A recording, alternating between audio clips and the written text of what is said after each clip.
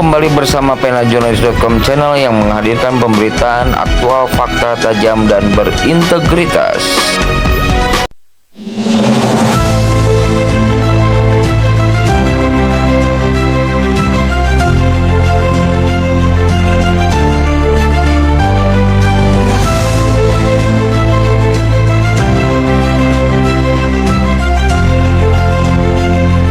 Advokat Sugiono SE, SH, MH, pengusaha beras laporkan rekan bisnis ke polisi atas dugaan penipuan 13,9 miliar rupiah.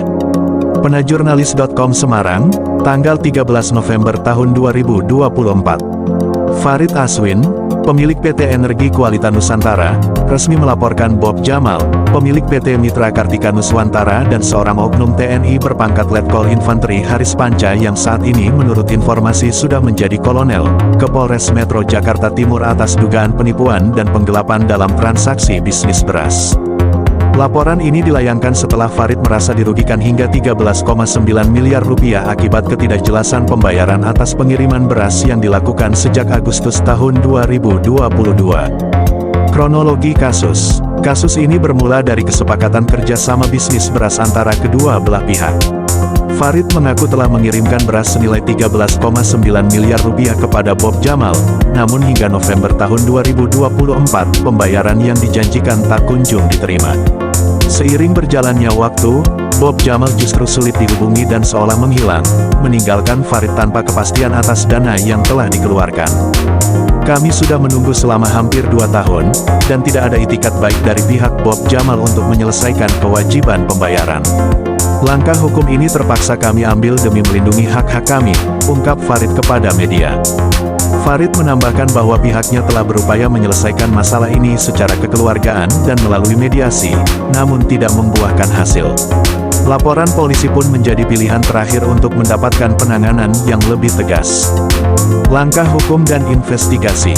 Kasus ini sebelumnya telah dalam tahap penyelidikan oleh Kepolisian Polres Metro Jakarta Timur melalui laporan polisi nomor LPB 2425X2022 SPKT Polres Metro Jakarta Timur Polda Metro Jaya, tanggal 31 Oktober tahun 2022. Farid berharap aparat penegak hukum dapat menangani kasus ini dengan serius agar pelaku yang diduga melakukan penipuan dapat segera mempertanggungjawabkan perbuatannya. Tanggapan kuasa hukum, Advokat Sugiono, SE, SH, MH, selaku kuasa hukum Farid Aswin, menyatakan kekecewaan atas lambatnya penanganan kasus ini selama hampir 2 tahun. Ia mempertanyakan alasan dibalik lambannya proses penyelesaian kasus ini, yang melibatkan nilai kerugian yang cukup besar. Kami bersama tim kuasa hukum, tengah mempelajari secara detail dan seksama, untuk mengambil langkah-langkah yang tepat dalam penanganan kasus ini. Tentunya dibutuhkan kecermatan dan data-data yang update. Dalam waktu dekat ini kami akan melangkah agar kasus ini bisa terbuka. Tentunya kami mohon dukungan dari rekan-rekan awak media untuk ikut mengawal kasus ini, ucap Advokat Sugiono. Sugiono berencana untuk melakukan komunikasi dengan pihak Polres Metro Jakarta Timur, Polda Metro Jaya, Mabes Polri, dan bahkan Mabesat TNI AD untuk memperjuangkan transparansi dan percepatan penanganan kasus ini. Sugiono SESHMH pun menyampaikan bahwa selain hashtag no viral no justice, hukum itu jangan tajam ke bawah dan tumpul ke atas, hukum tajam ke bawah, tumpul ke atas. Sebuah refleksi keadilan di Indonesia. Ungkapan, hukum tajam ke bawah, tumpul ke atas, telah lama menjadi kritik tajam terhadap sistem peradilan di Indonesia. Ungkapan ini merefleksikan persepsi publik bahwa hukum seringkali lebih efektif menjerat warga biasa, sementara pelaku tindak pidana yang memiliki kekuasaan atau pengaruh lebih mudah lolos dari jerat hukum. Persepsi ini menimbulkan ketidakpercayaan publik terhadap penegakan hukum dan mengikis rasa keadilan di masyarakat. Kasus-kasus yang melibatkan pejabat publik, pengusaha besar, atau tokoh berpengaruh seringkali menunjukkan proses hukum yang berbelit-belit, lamban, dan bahkan berakhir dengan impunitas.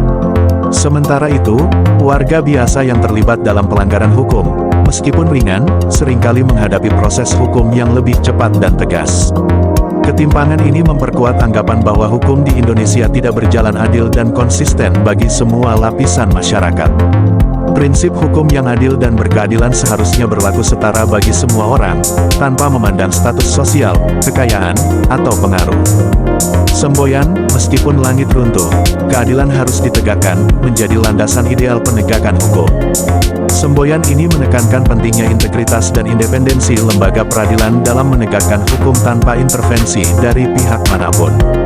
Keadilan, dalam konteks ini, bukan hanya tentang pemidanaan, tetapi juga tentang proses hukum yang adil, transparan, dan akuntabel. Namun, realita di lapangan seringkali menyimpang dari idealisme tersebut. Faktor-faktor seperti korupsi, kolusi, dan nepotisme di dalam sistem peradilan, lemahnya pengawasan, serta kurangnya akses keadilan bagi masyarakat miskin dan marginal, ikut memperburuk situasi. Kondisi ini menciptakan jurang pemisah antara hukum ideal dan hukum yang diterapkan dalam praktiknya. Untuk mengatasi permasalahan ini, diperlukan reformasi menyeluruh dalam sistem peradilan Indonesia. Reformasi ini harus mencakup peningkatan integritas dan independensi hakim dan aparat penegak hukum, penguatan pengawasan internal dan eksternal, serta peningkatan akses keadilan bagi seluruh lapisan masyarakat. Transparansi dalam proses peradilan juga sangat penting untuk membangun kepercayaan publik. Pentingnya pendidikan hukum bagi masyarakat juga tidak dapat diabaikan.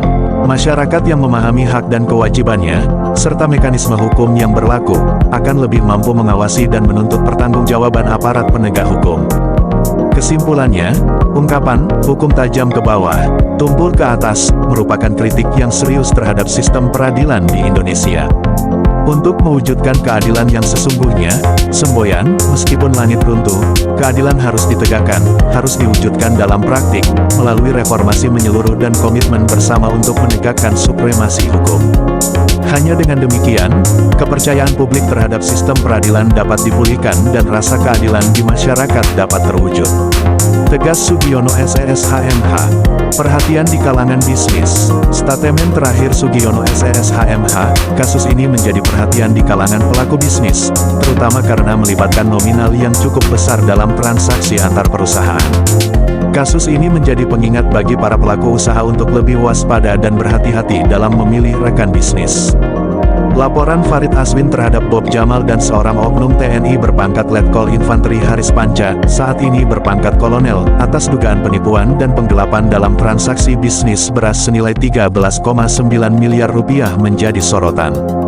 Kasus ini mengungkap pentingnya kehati-hatian dalam memilih rekan bisnis dan transparansi dalam transaksi antar perusahaan.